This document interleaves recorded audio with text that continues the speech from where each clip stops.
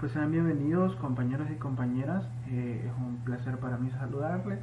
El día de ahora vamos a hablar de un grupo de bacterias bastante interesantes, que pues son los vibrios. Los vibrios pues son un grupo de bacilos gram negativos, anaerobios facultativos y fermentadores que pues se separan de la familia de las enterobacterias por su reacción positiva a la oxidasa y además también por sus flagelos polares. Bien, eh, dentro de la descripción del agente, su estructura y su fisiología, es importante recalcar que pues primero son unas bacterias que habitan en muchos ambientes debido a que son resistentes o pueden soportar diversas situaciones, pues incluyendo cambios de temperatura bastante amplios. El rango de temperatura en que ellas pueden vivir va desde los 15 grados centígrados hasta los 40 grados. También pues en diferentes niveles de acidez o alcalinidad que van desde los 6.5 hasta los 9 grados de alcalinidad, y pues son bastante importantes, y dentro de todos ellos pues vamos a hablar con más detenimiento de tres, porque son los cuales vamos a encontrar mayor importancia clínica. Entonces pues vamos a hablar del Vibrio cholerae, el Vibrio parhemolyticus y el Vibrio gonificus. Es importante también recalcar que la mayoría de los vibrios son halófilas, es decir que pues necesitan sal para crecer. Y otro dato importante respecto a esto es que, por ejemplo, el Vibrio cholerae no necesita sal para crecer. A pesar de lo que les había dicho anteriormente, de que pueden resistir bastante ambientes diferentes y todo esto, también el Vibrio cholerae puede ser sensible. La mayoría de estos vibrios pueden ser sensibles a los jugos gástricos. Entonces también un factor de susceptibilidad puede darse debido a unas escasez de acidez gástrica o una ausencia total o parcial de acidez gástrica. Entonces esto, aparte de su flagelo polar que pues podemos observarlo, también cuenta con pili, que son bastante pues importantes para su virulencia, porque aquí se sintetizan las endotoxinas. Bien, también dentro de los vibrios vamos a encontrar que su estructura está dada por un lipopolisacárido. Este lipopolisacárido pues se va a dividir en tres partes. La primera sería un lípido A, pues que es donde se genera la toxina o la toxina en sí, una cadena central de polisacáridos y otra cadena lateral de polisacáridos O. Esta última pues es bastante importante porque gracias a ella es que se pueden identificar los serogrupos. Y por ejemplo, de Vibrio cholera hay alrededor de unos 200 serogrupos, y se ha identificado que tanto pues el Vibrio cholera O1 y el O139 pues son los que están asociados a epidemia, pues gracias a su proliferación, que es bastante rápida, y que son capaces de sintetizar la toxina del cólera, que es la enfermedad que pues nos afecta a nosotros los seres humanos. Entonces todas las demás de las 200 que digo que más o menos son, no están asociadas a este tipo de enfermedad. Entonces por eso les digo que es bastante importante esta última cadena de polisacáridos O, ya que nos permiten en un estudio de laboratorio identificar si realmente pues estamos frente a una de las toxinas o alguno de las cepas epidémicas del cólera. Y ahora sí, vamos a entrar un poco más en materia. El Vibrio cholera, recapitulando un poco, pues es un bacilo de 2 a 4 micrómetros de longitud, se mueve a través de un flagelo en uno de sus polos, y características especiales, pues que no necesita sal para desarrollarse, para crecer, al igual que las demás que habíamos dicho que eran halófilas, y produce la toxina del cólera pues a través de sus pilis, y también tiene bastantes serogrupos, y los importantes o las cepas epidémicas pues son el O1 y el O139. Dentro del O1 vamos a tener tres subdivisiones, que serían la Inaba, la Ogawa y la Icojima. y vamos a tener dos biotipos que serían el biotipo clásico y el biotipo Altor. Pues las cepas de O1, de Vibrio cholerae O1, pueden ir tanto como por Ogawa o por Inaba, una de las dos. Y en el caso de Ikojima es más como un periodo o un estadio en el cual pues el vibrio presenta antígenos tanto Ogawa como Inaba. Y una característica también bastante especial o bastante destacable del vibrio cólera es que tanto él como el Vulnificus generan una cápsula de polisacáridos ácidos que lo que hace es como protegerlos, pues, y lo que ayuda a diseminarse por más partes en el cuerpo. Todos estos, a excepción del serotipo del subgrupo O1, pueden hacerlo. Entonces O1 se queda más que todo en la parte intestinal del cuerpo, porque como no tiene esta protección para poder diseminarse más, entonces se queda en esta parte. Vamos a continuar hablando acerca de la historia del cólera. El cólera morbus data desde los tiempos de la medicina moral y su etimología parte de los términos morbus, que es un término latín que significa enfermedad, y cole, que es un término griego y significa bilis. Para los primeros médicos el cólera era una enfermedad relacionada a la bilis, y Gesser y Celsus creyeron que estaba muy derivado de la bilis, el cólera. Otro científico como Alejandro Tirilano creía que provenía de los intestinos, y Krauss y Littré ellos pensaban que se transmitía a través del agua de los arroyos. El cólera es una de las enfermedades epidémicas más antiguas que conocemos, pero sus primeras epidemias no estuvieron documentadas sino hasta 1817, la cual acontece la primera pandemia. Entonces esta inicia en Asia y se extiende a Turquía y a muchos de los países árabes. Es importante recalcar que pues la mayor parte de la mortalidad en estos 6 años de la primera pandemia fueron en la India. Entonces la India fue el país que más sufrió con la primera oleada de cólera. La segunda, entre 1826 y 1851, comenzó en India y afectó a Asia, Europa, incluida Inglaterra, África, y en 1832 América del Norte, América Central, Cuba, México, Guatemala, Nicaragua, Panamá, Jamaica y América del Sur, Guyana, Brasil y Uruguay. La tercera pandemia, ya en 1852 a 1859, afecta a Asia, Europa, incluida Inglaterra y América. Filippo Pacini descubrió una gran cantidad de bacterias con forma de coma, a las que llamó Vibrio cholerae. Estará descubriendo el contenido intestinal de las víctimas del cólera en Italia en 1854. John Snow, por su parte, estableció luego del estudio de la epidemia de Broad Street en Londres las observaciones realizadas durante la segunda pandemia, el reservorio, las fuentes y la vía de infección. El cólera llegó a Indonesia en 1852 y a los imperios de China y Japón en 1854.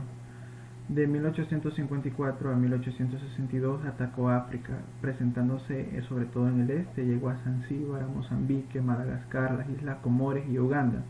En 1853, 1855 y 1858 apareció en Etiopía. Durante la tercera pandemia, América registró algunos casos en Centroamérica y Guyanas. Europa se liberó de esta enfermedad hacia 1859. La cuarta pandemia, entre 1863 y 1879, afectó a Asia, Europa y América. Durante el periodo de 1865 a 1870, el cólera se presentó en forma epidémica en varias islas del oeste. De Guadalupe ataca Santo Domingo, Santo Tomás, Cuba y posteriormente a los Estados Unidos. En 1868, una importación de cólera proveniente de Nueva Orleans atacó Nicaragua y Honduras. Al mismo tiempo, la enfermedad presentó avances o infecciones en tropas paraguayas en la guerra que tenían contra las fuerzas combinadas de Argentina y Brasil. Uruguay también fue afectado. Desde Argentina el cólera llegó a Bolivia y Perú, lo que parece ser la primera aparición de estos casos en los países de Sudamérica, sobre todo en estos países que antes no se había registrado. La quinta pandemia entre 1881 y 1896 se extendió por Europa, Asia, África, América, incluyendo Estados Unidos, Argentina, Brasil, Chile y Uruguay. Ya en 1833 Robert Koch había investigado el cólera en India y Egipto e identificó la bacteria a la que denominó convalescent como agente causal de la enfermedad. Esta pandemia causó menos estragos que en sus predecesoras y marca una importante época en la historia de esta enfermedad. Se inició nuevamente en India, de donde se diseminó hacia la Meca. Llegó a Arabia entre 1881 y 1882 y a través de rutas de peregrinaje se instaló en Egipto. En Europa permaneció prácticamente confinada en Francia, Italia y España.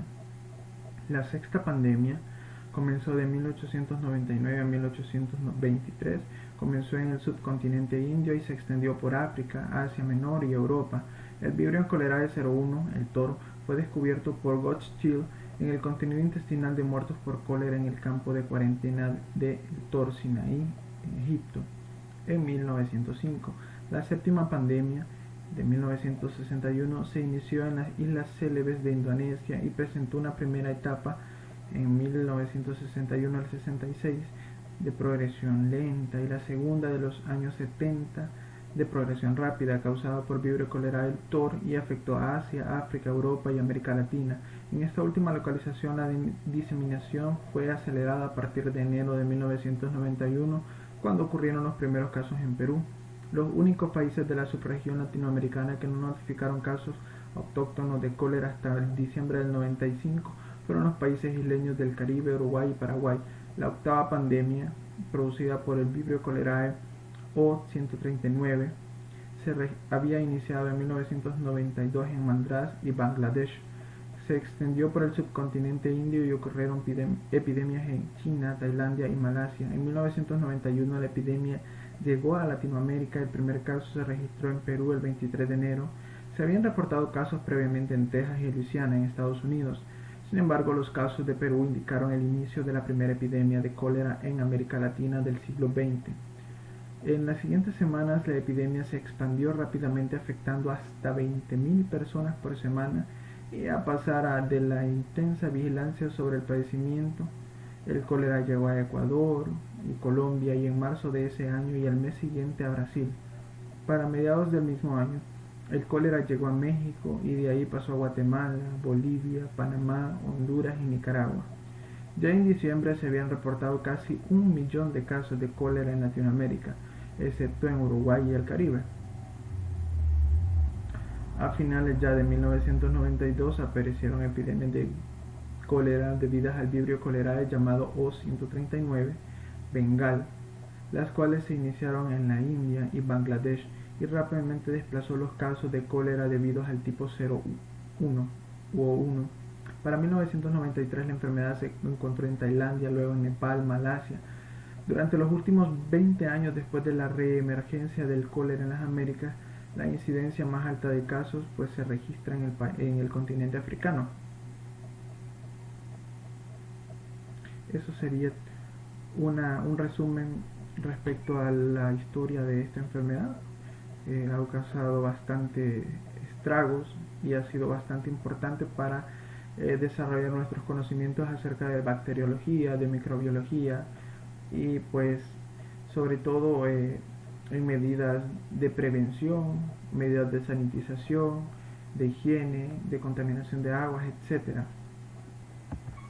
Vamos a continuar hablando acerca de la epidemiología y la distribución. Pues dentro de esta vamos a encontrar que, como habíamos dicho antes, que estas bacterias son halófilas, entonces pues su ambiente natural va a ser el mar y las aguas de todo el mundo. Entonces ellas pueden replicarse y reproducirse en ambientes contaminados con bastante salinidad. El reservorio vamos a ser nosotros los seres humanos, pues y en algunas ocasiones también el medio ambiente. El periodo de incubación pues puede ir desde unas horas hasta 5 días, y aunque lo más común va a ser de 12 horas a 3 días, y también va a depender mucho del inóculo ingerido, o sea, de la cantidad de bacterias que hayamos ingerido. El periodo de transmisibilidad, pues vamos a decir que la enfermedad es transmisible mientras las heces de la persona sean positivas a Vibrio cholerae. Entonces, por lo general, este positivismo en las heces dura solamente un par de días después de que la persona se recupera o se restablece, y en las personas asintomáticas puede ir desde los 7 a los 14 días. Y la susceptibilidad, pues vamos a decir que en esto influye mucho el factor económico, ya que las personas que viven en los guetos o en las favelas o en lugares con pocas condiciones salubres corren mayor riesgo porque sus aguas tienden a contaminarse, los alimentos tienden a contaminarse, y pues los lactantes corren el menor riesgo. También debemos acordar de que son susceptibles las personas que tienen deficiencia o ausencia de acidez gástrica, como habíamos dicho antes, de que estas bacterias son muy sensibles a los jugos gástricos. Esto sería todo por mi parte. Luego pues quedará con ustedes la compañera, y muchas gracias. Saludos, licenciado, compañeros y compañeras. Continuaré con la exposición hablándoles sobre la patología del Vibrio cholerae. En condiciones naturales, el Vibrio cholerae es patógeno solo para el ser humano. Una persona con acidez gástrica normal tiene que ingerir una gran cantidad de Vibrio cholerae para infectarse cuando el vehículo es agua, pues los microorganismos son susceptibles al ácido. El Vibrio cholerae es una enfermedad clínica enterotoxina que promueve la secreción de líquidos y electrolitos en la luz del intestino. El resultado de esta es diarrea acuosa con concentraciones electrolíticas isotónicas semejantes a las del plasma. El cólera no es una infección invasiva, ya que los microorganismos no llegan al torrente sanguíneo, sino que estos permanecen en lo que es el tubo digestivo. Los mecanismos virulentos del Vibrio cholerae se adhieren a las microvellosidades del borde en cepillo de las células epiteliales, y es aquí donde éstas se multiplican liberando lo que es la toxina del cólera. Ahora hablaremos del cuadro clínico. El cólera es una enfermedad diarreica aguda que afecta a individuos de todas las edades. Se caracteriza por la aparición de diarrea acuosa profusa con deshidratación secundaria de diferente cuantía. El 80% de los casos son asintomáticos o cursan con un cuadro leve. Un 20% se manifiesta con diarrea acuosa aguda profusa moderada, y un 10 a 20% de estos pueden evolucionar a un cuadro más grave. Al inicio del cuadro es un abrupto con diarrea líquida profusa, descrita como agua de arroz. Esta está asociada a náuseas, vómitos, dolor abdominal, calambres musculares que pueden ser resultantes del desbalance hidroelectrolítico por la pérdida de potasio a través de las deposiciones. También mencionar que la fiebre se presenta en baja frecuencia. Las manifestaciones en los niños son similares a las descritas para los adultos, a excepción de que en los niños se presenta lo que es hipoglicemia, convulsiones, fiebre y alteraciones de conciencia. Vamos a decir que los casos asintomáticos como los sintomáticos excretan el vibrio entre los 7 a 14 días después de haber adquirido la infección, continuando así con lo que es el ciclo de contaminación y afectando a otras personas. Ahora vamos con lo que es el diagnóstico de laboratorio. Tenemos la microscopía.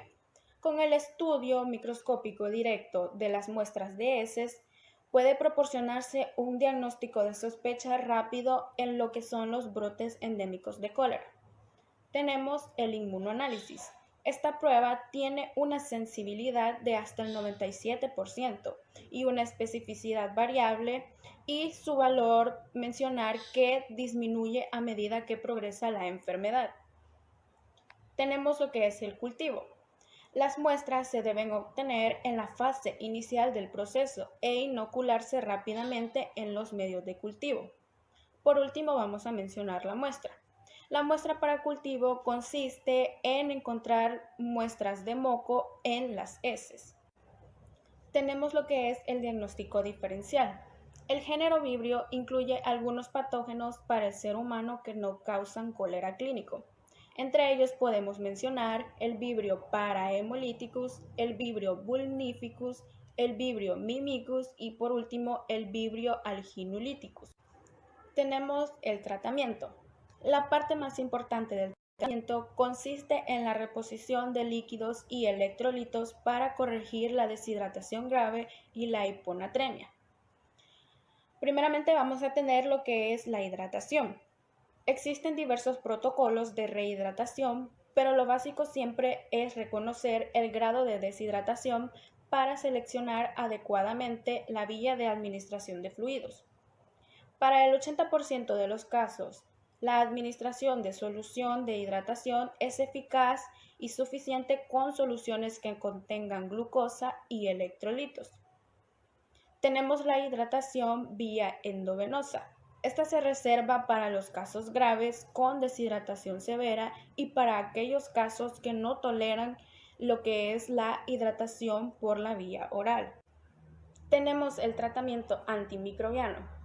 Los antimicrobianos tienen un rol secundario en lo que es el tratamiento del cólera. Estos ayudan a reducir el volumen de las deposiciones, acortan el periodo de síntomas y excreción bacteriana. Entre los medicamentos que se recetan para el tratamiento del cólera tenemos que en los adultos está la acitromicina 1 gramo por la vía oral por dosis única. Tenemos la doxiciclina 300 miligramos vía oral también por dosis única. En niños menores de 8 años tenemos la acitromicina 10 miligramos por kilogramo de peso vía oral cada 6 horas por 3 días. En niños mayores de 8 años tenemos la doxiciclina 4 miligramos por kilogramo de peso vía oral por dosis única y en las mujeres embarazadas tenemos la eritromicina 500 miligramos vía oral cada 6 horas por 3 días y por último la acitromicina 1 gramo vía oral por dosis única. Tenemos lo que son las complicaciones. Entre ellas podemos mencionar que si la deshidratación no se corrige adecuada y rápidamente, puede dar lugar a un choque hipovolémico, insuficiencia renal aguda y por último la muerte. También es común el desequilibrio electrolítico y como ya lo mencionaba antes, en los niños se presenta lo que es la hipoglicemia, la prevención y el control. Entre algunas medidas de prevención podemos mencionar que hay que lavarse las manos antes de comer y después de ir al baño, evitar el consumo de alimentos crudos o mal cocidos, en especial pescados y mariscos, ingerir agua potable o beber agua embotellada, desinfectar las frutas y verduras que se comen crudas. Y en el control vamos a mencionar que se basa en la educación y en la mejora de las condiciones sanitarias, sobre todo de los alimentos y del agua. Y por último tenemos un video explicativo sobre lo que es el cólera. Les quiero contar la historia de cómo el cólera cambió a mi pueblo. Los bichos del cólera viajan por el río. Son tan chiquitos que no se ven, pero son muy peligrosos. Sin darse cuenta, las mujeres llevaron el cólera a la casa en el agua que recogieron. El cólera también se esparció en las patas de las moscas y en las manos sucias.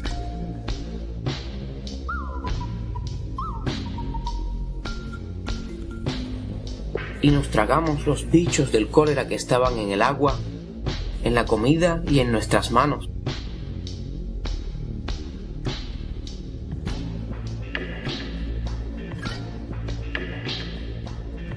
Todo pasó muy rápido. A la mañana, papá se sintió muy mal. Tenía una diarrea que se veía como agua gris que chorreaba de él. Yo me asusté mucho. Salí a buscar ayuda.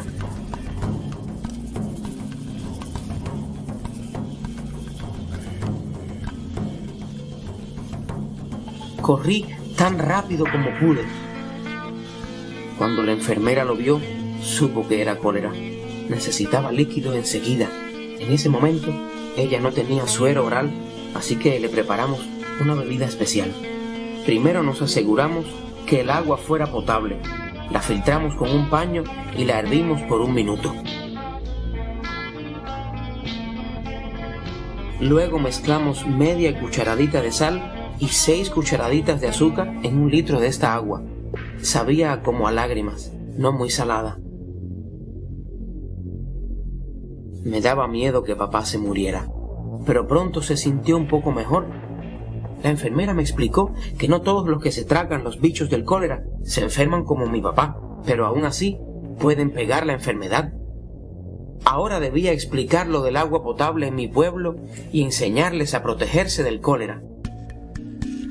Cuando vi a una muchacha que cargaba agua, le dije que podía convertirla en agua potable agregándole gotas de cloro y esperando media hora antes de usarla.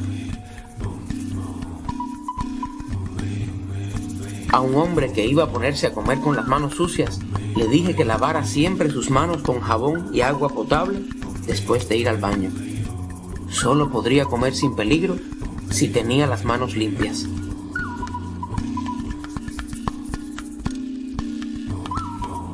Cuando vi a los vecinos del pueblo esparcir el cólera por el río, les dije que debíamos cavar letrinas lejos del río, por lo menos a 30 metros, para que el pueblo estuviera limpio.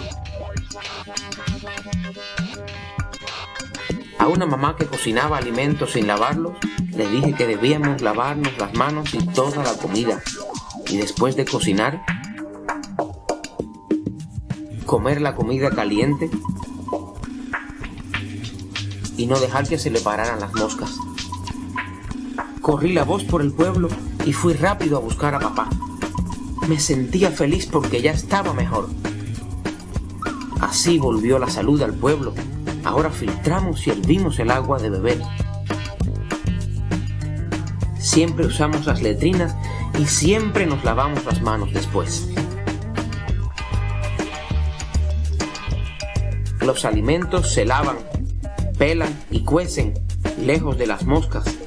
Y siempre nos lavamos las manos antes de cocinar y comer. Salvamos a nuestro pueblo del cólera. Corran la voz.